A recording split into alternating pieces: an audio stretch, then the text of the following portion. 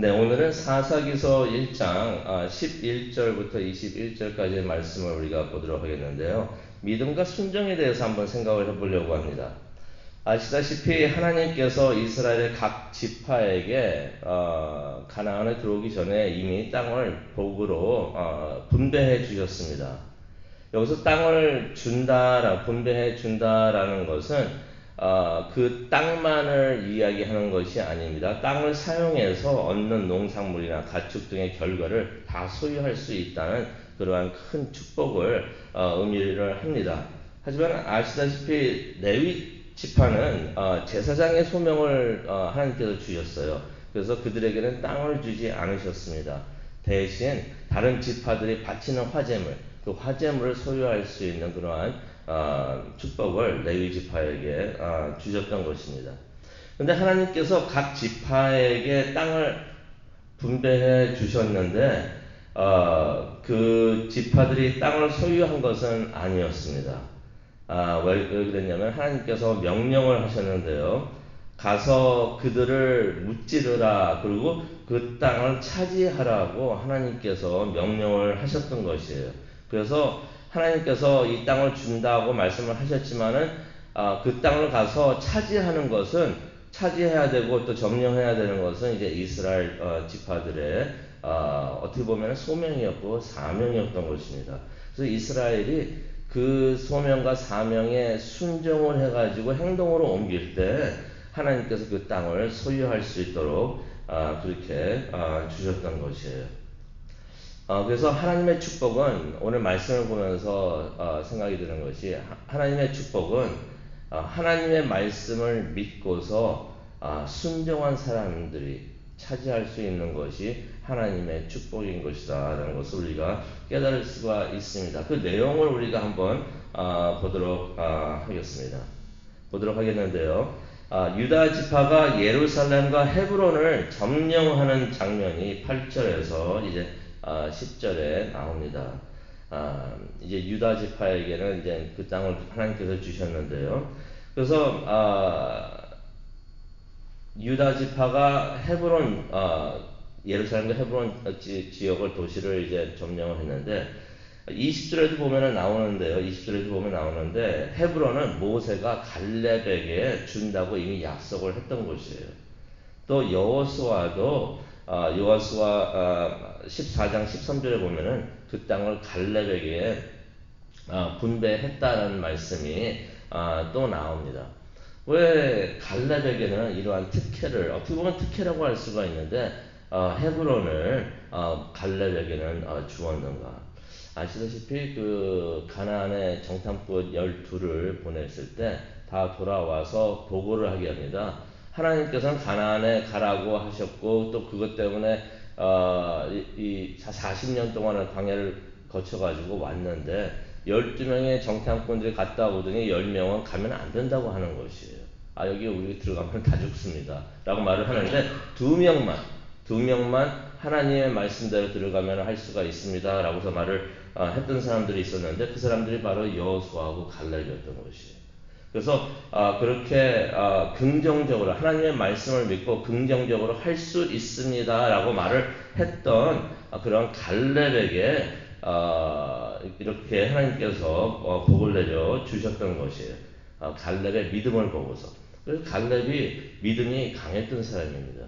강해가지고 긍정적으로, 믿음이 있는 사람들은 긍정적이죠. 그래서 긍정적으로 말을 하니까 하나님께서 복을 주셨던 것이에요. 그런데 헤브론을 점령한 후에 그 남쪽에 인접한 드비를 또 치고자 합니다. 그래가지고 갈렙 12절을 한번 보기를 원하는데요. 12절을 보시면은 갈렙이 드비를 공격할 용사를 찾습니다. 본인은 한 85세 정도 되셨어요. 그러니까 대신 그 드빌 도시를 공격할 수 있는 용사를 찾으셨는데요. 여기서도 우리가 한 가지 알 수 있는 것이 그때도 갈렙이 지도자 역할을 하고 있었다는 것을 우리가 성경을 통해서 볼 수가 있습니다. 그런데 갈렙이 용사를 찾으면서 상을 조건으로 걸었습니다. 상을 조건으로 걸었어요. 그 조건이 12절에 나오는데요. 드비를 무찔러서 차지하는 사람에게는 내 딸 악사를 아내로 주겠다라는 그러한 상을 겁니다. 그때는 그런 게 많이 있었던 것 같아요. 기억하시죠? 다윗도 그러한 비슷한 조건, 상을 받아가지고 사울의 사위가 됐던 것입니다. 그런데 그때 온니엘이라는 사람이 나서가지고 드비를 공격을 해가지고 점령을 합니다. 온니엘 이 사람 이름 기억하시기 바랍니다. 성경에 온니엘 여기 동그라미 치시기를 바랍니다. 온니엘을 기억하시는데요. 그 사람이 누구였냐면 갈렙의 아우의 아들이었습니다. 그러면은 갈렙에게는 어떻게 되나요?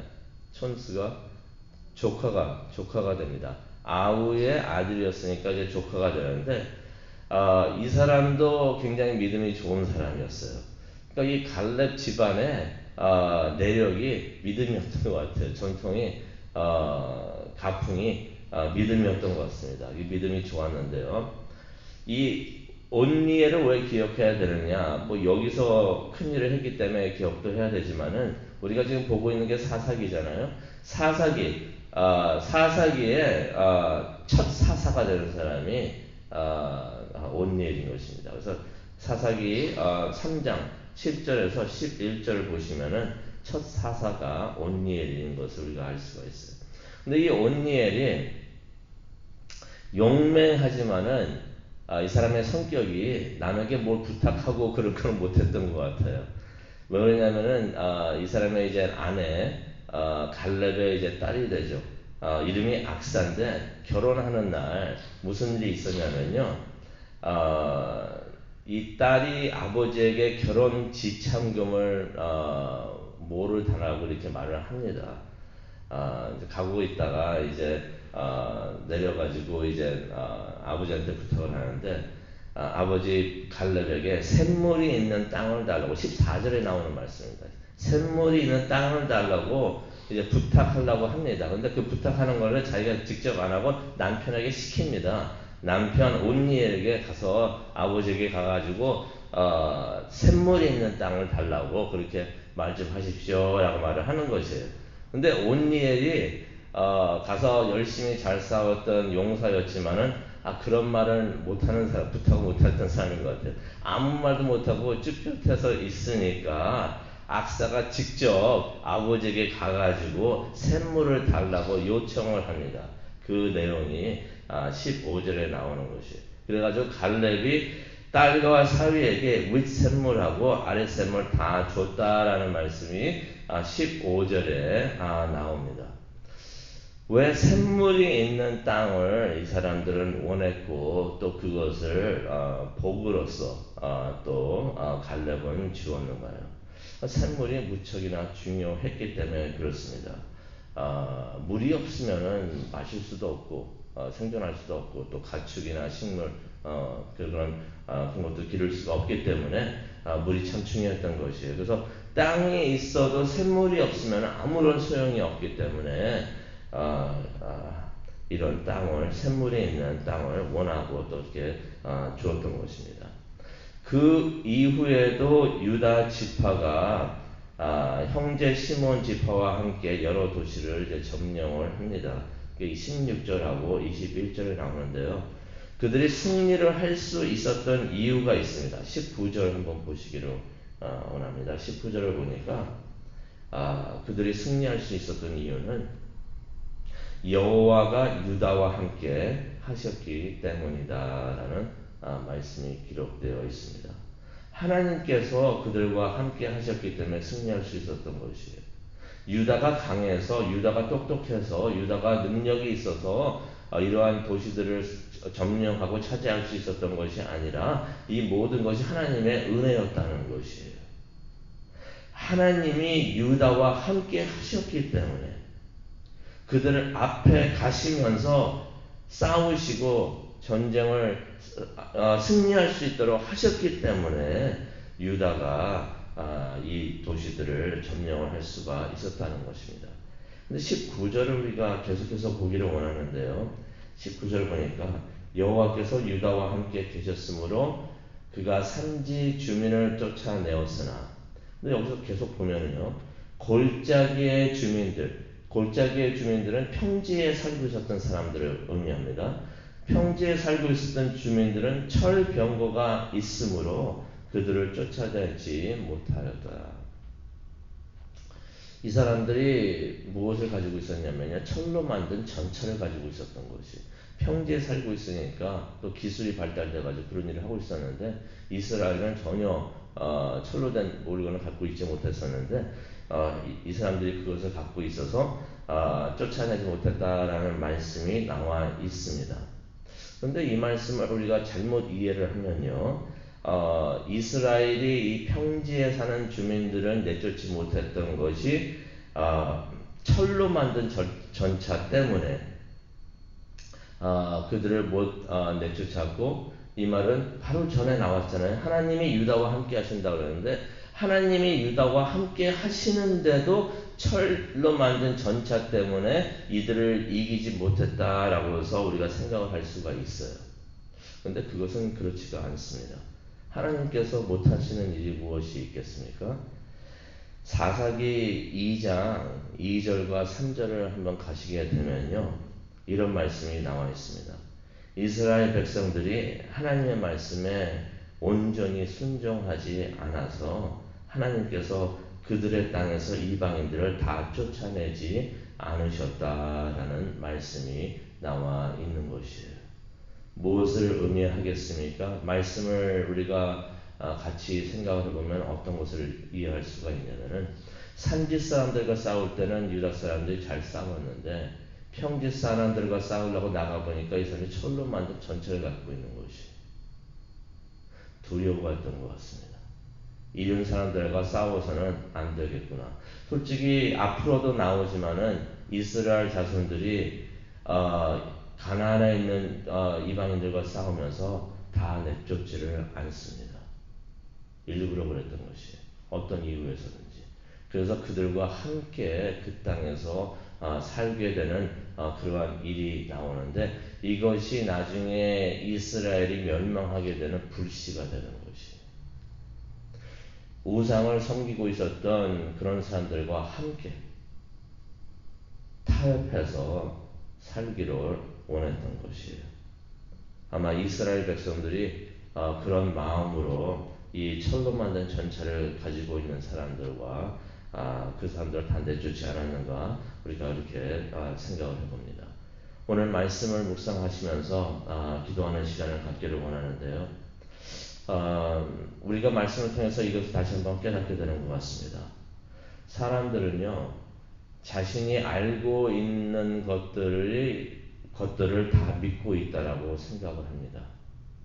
내가 이것을 알고 있으니까 내가 믿고 있다. 예를 들어서 예수님에 대해서 내가 알고 있으니까 예수님을 믿고 있다라고 해서 우리가 생각을 할 수가 있어요. 뭐 설문조사를 보더라도 미국 사람들의 70%가 80%가 기독교인이라고 말하는 사람들이 다 있다고 합니다. 그런데요, 교회 나가면서 11조 하고 그러는 사람들은 한 20-30%밖에 안 된대요. 안다고 믿는다라고 착각하는 사람들이 굉장히 많습니다. 하지만 알고 있는 그것은 지식일 뿐입니다. 사람들은요, 진정으로 믿고 있는 것이 있다면 그것을 행동으로 옮기는 것이에요. 누구든지 진정 이것이 사실이고 이렇게 하면 복을 얻는다는 것을 진짜 믿는다면 그것을 한다는 것입니다. 직접 실천하는 지식만이 우리가 진정으로 믿고 있는 사실이라는 것이에요. 그러면서 오늘 이 말씀을 보면서 우리가 한번 생각해 보기를 원합니다. 우리는 하나님의 말씀 중에서 진정으로 사실로 믿고 있는 것이 과연 얼마나 되고 있을까? 성경을 다 안다고 해서 다 믿는 것이 아니라는 것이, 우리가 직접 생활에서 실천하는 것이 바로 그것이 우리가 마음속 깊이 우리가 믿고 있는 사실이라는 것입니다. 믿음은 아는 것이 아니라 순종하는 것이라는 것을 오늘 말씀을 통해서 다시 한번 하나님께서 알려주십니다. 우리는 아는 것으로 족한 것이 아니라 순종하는 믿음을 갖는 하나님의 자녀가 되기를 원합니다. 그것을 위해서 오늘 기도하는 이 시간이 되기를 간절히 소망하고 기도합니다. 하나님, 오늘 이 말씀을 통해서 다시 한번 믿음에 대해서 알려주시니 정말로 감사합니다. 알고 있다고 해서 믿는다라고 착각하지 않도록 하나님 인도하여 주시옵소서.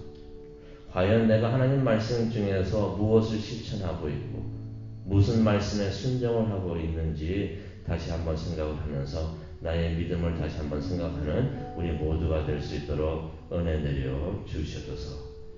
이 시간 우리와 함께 하여 주시고 우리의 기도를 받아 주시옵소서. 은혜 내려 주시옵소서. 기름 부어 주시옵소서. 감사합니다. 예수님의 이름으로 기도합니다. 아멘.